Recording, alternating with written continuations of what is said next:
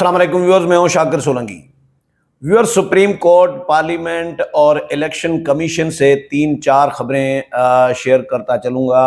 ایک تو آئینی ترامیم سے متعلق ہے، اور دوسرا الیکشن کمیشن اس فیصلے پر، یہ جو ریزرو سیٹس کا فیصلہ ہے سائی منصور علی شاہ کا اور 8 معزز ججز کا، اس پر عمل درآمد کے حوالے سے آج بھی الیکشن کمیشن میں اجلاس ہوا ہے، مشاورت ہوئی ہے، اس حوالے سے بتاؤں گا۔ اور اس کے علاوہ جو 9 سوالات اٹھائے تھے چیف جسٹس آف پاکستان نے رجسٹرار آفس سے پوچھے تھے، جو وضاحتی نوٹ تھا الیکشن کمیشن کو لکھا گیا تھا 8 معزز ججز کی جانب سے، اس وضاحتی نوٹ پر چیف جسٹس نے 9 سوالات پوچھے تھے، تو ان 9 سوالات کا جو جوابات ہیں وہ بھی رجسٹرار آفس نے دے دیے ہیں، اس حوالے سے بتاؤں گا۔ اور ایک مزیدار خبر یہ ہے کہ جسٹس منصور علی شاہ کا چیف جسٹس آف پاکستان کا نوٹیفیکیشن آج ایک جاری ہوا ہے، اور وہ فیک نکلا ہے۔ نوٹیفیکیشن پراپر جس طرح نوٹیفیکیشن ہوتا ہے، دستخطیں ہیں، نام ہے، سارا کچھ ہے، لیکن حکومت کی جانب سے یہ آفیشلی یہ سمجھے بتایا گیا ہے کہ بھئی یہ فیک ہے، جعلی ہے، اور منصور علی شاہ صاحب کا کوئی نوٹیفیکیشن بطور چیف جسٹس جاری ابھی تک نہیں ہوا۔ کنفیوژن برقرار ہے کہ چیف جسٹس منصور علی شاہ کو چیف جسٹس بنایا جائے گا یا نہیں۔ فی الحال تو حکومتی جو ذمہ داران ہیں وہ تو بڑی بڑی باتیں کر رہے ہیں، اور یہ بھی کہہ رہے ہیں کہ بھائی منصور علی شاہ ہی بنیں گے۔ بلاول بھٹو زرداری بھی کہہ رہے ہیں کہ منصور علی شاہ ہی چیف جسٹس بنیں گے، مجھے نظر آ رہے ہیں، لیکن کنفیوژن برقرار ہے، اور امکانات اس بات کے موجود ہیں کہ منصور علی شاہ کو چیف جسٹس نہیں بنایا جائے گا، کیونکہ پی ٹی آئی کی ڈیمانڈ یہ آ رہی ہے، اور پی ٹی آئی حمایت کر رہی ہے کہ جی منصور علی شاہ کو لگایا جائے۔ تو وزیر قانون نے، اعظم نذیر تارڑ نے عمران خان کو خبردار کیا ہے، ان کو کہا ہے کہ بھائی آپ منصور علی شاہ کو دوسرا فیض حمید تو نہ بنائیں، کیوں منصور علی شاہ کے پیچھے پڑ گئے ہیں، آپ ان کی کیوں حمایت کر رہے ہیں؟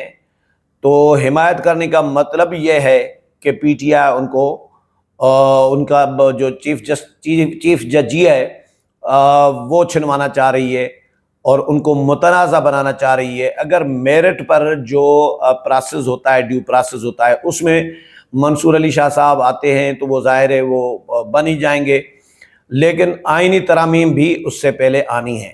آئینی ترامیم یہ جو ابھی اجلاس جو آنے والا ہے، اس اجلاس میں قومی اسمبلی اور سینیٹ سے جو آنے والا اجلاس ہوگا، حکومتی یہ ذرائع یہ دعویٰ کر رہے ہیں کہ اس اجلاس میں آئینی ترمیمی پیکیج جو ہے وہ منظور کرایا جائے گا۔ تو میں آتا ہوں خبروں پہ کہ 9 سوالات جو تھے ان کے جوابات پہلے وہ شیئر کر دیتا ہوں۔ اچھا، چیف جسٹس کا بھی مختصر بیان ہے، ریمارکس ہیں، وہ بھی آپ کو شیئر کر دوں گا۔ اچھا، مخصوص نشستوں کے کیس سے متعلق 8 ججز کے وضاحتی حکم نامے پر رجسٹرار سپریم کورٹ نے رپورٹ چیف جسٹس کو بھجوا دی ہے، اور چیف جسٹس آف پاکستان قاضی فائز عیسیٰ نے 14 سپتمبر کے ڈپٹی رجسٹرار کے نوٹ پر وضاحت مانگی تھی، اور چیف جسٹس قاضی فائز عیسیٰ نے رجسٹرار سے ان 9 سوالات کے جواب طلب کیے تھے۔ پہلا سوال یہ تھا کہ جی الیکشن کمیشن اور پی ٹی آئی کی متفرق درخواست کب داخل کی گئی؟ دوسرا سوال، ججز کمیٹی کے سامنے درخواستیں کیوں پیش کی گئیں؟ تیسرا سوال، کیوں نہیں پیش کی گئی؟ تیسرا سوال، درخواستیں سماعت کے لیے کب مقرر ہوئیں، اور اس حوالے سے کاز لسٹ کیوں جاری نہ ہوئی؟ چوتھا سوال، کیا فریقین اور اٹارنی جنرل کو نوٹس جاری کیا گیا؟ پانچواں سوال، کس کورٹ روم یا چیمبر میں کن جج صاحبان نے سماعت کی؟ چھٹا سوال، آرڈر سنانے کے لیے کاز لسٹ کیوں جاری نہ ہوئی؟ ساتواں سوال، حکم نامہ جاری کرنے کے لیے وقت مقرر کیوں نہیں کیا گیا؟ آٹھواں سوال، اصل فائل اور اصل حکم نامہ جمع کرائے بغیر ویب سائٹ پر کیسے اپلوڈ ہوا؟ 9واں سوال، وضاحتی حکم نامہ سپریم کورٹ ویب سائٹ پر اپلوڈ کرنے کا حکم کس نے دیا؟ ان سوالات کے جوابات رجسٹرار آفس نے چیف جسٹس کو ارسال کر دیے ہیں، جس میں مزید پیش رفت جلد سامنے آ جائے گی۔ اچھا، سپریم کورٹ کے دوسری خبر ہے کہ سپریم کورٹ کے مخصوص نشستوں سے متعلق فیصلے پر عمل درآمد پر غور کے لیے الیکشن کمیشن کا 7واں اجلاس بھی بے نتیجہ ختم ہو گیا ہے۔ یعنی 7 نشستیں الیکشن کمیشن کر چکا ہے، 7 اجلاس کر چکا ہے۔ 7ویں اجلاس میں بھی الیکشن کمیشن اس فیصلے پر عمل درآمد کا فیصلہ نہیں کر سکا ہے، کیونکہ رکاوٹیں ہیں، قانون موجود ہے، قانون رکاوٹ ہے، نیا قانون جو منظور ہوا پارلیمنٹ سے وہ رکاوٹ بنا ہوا ہے، پارلیمنٹ رکاوٹ بنی ہوئی ہے، اسپیکر رکاوٹ بنا ہوا ہے۔ ذرائع کے مطابق سپریم کورٹ کے مخصوص نشستوں سے متعلق فیصلے پر عمل درآمد کے لیے الیکشن کمیشن کسی حتمی نتیجے پر نہیں پہنچ سکا۔ الیکشن کمیشن نے معاملے پر غور کے لیے ایک اور اجلاس طلب کر لیا ہے، اور اجلاس وہ ہوگا کل۔ ذرائع نے بتایا کہ جی الیکشن کمیشن کے 2 ارکان نے سپریم کورٹ کے فیصلے پر عمل درآمد کی رائے دی ہے کہ عمل درآمد کیا جائے۔ 2 ارکان، 4 ارکان ہوتے ہیں، ٹوٹل 5 ہوتے ہیں۔ چیف الیکشن کمشنر سمیت 5 رکنی الیکشن کمیشن ہوتا ہے، جس میں سے 4 ممبران ہوتے ہیں اور 1 سربراہ ہوتا ہے۔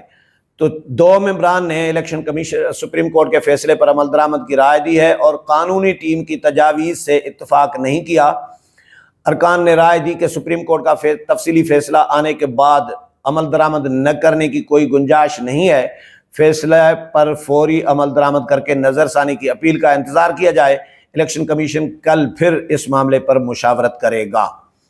چیف جسٹس قاضی فائز عیسیٰ صاحب نے کہا ہے کہ جی انتخابی نتیجے کا بنیادی ثبوت فارم 45 نہیں بلکہ ڈالے گئے ووٹ ہوتے ہیں۔ چیف جسٹس قاضی فائز عیسیٰ نے بلوچستان اسمبلی کی نشست PB 14 پر انتخابی دھاندلی کے کیس کا تفصیلی فیصلہ جاری کیا ہے۔ تفصیلی فیصلے میں چیف جسٹس آف پاکستان قاضی فائز عیسیٰ نے کہا کہ جی تھیلے کھول کر دوبارہ گنتی کی صورت میں فارم 45 اور 47 کو حتمی تعین نہیں کیا جا سکتا۔ بیلٹ پیپرز ہی فیصلہ کن عنصر ہوتے ہیں۔ چیف جسٹس قاضی فائز عیسیٰ نے قرار دیا کہ جی ووٹ ری کاؤنٹ کی درخواست منظور ہو، دوبارہ گنتی تمام امیدواروں کی موجودگی میں ہی ہوتی ہے، اور پھر ڈالے گئے ووٹ ہی انتخابی تنازع کا فیصلہ کرتے ہیں۔ انہوں نے کہا کہ جی PB 14 نصیر آباد دھاندلی کیس سنوانے والے ٹریبیونل نے بالکل درست نتیجہ اخذ کیا، انتخابی نتائج منصفانہ تھے۔